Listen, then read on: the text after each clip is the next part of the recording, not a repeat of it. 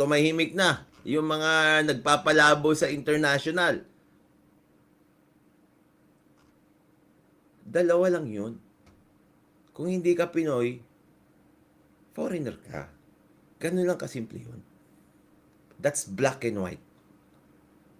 International refers to the jurisdiction. Tignan nyo. Such actions mock our institutions by evading accountability while simultaneously taking advantage of the very legal process meant not only to uphold the rule of law but to make sure that justice is served. Akala mo dito, sa kanilang mga sinasabi, ang ini-enforce nila ay local law when in fact it's not. Akala mo dito, it's not.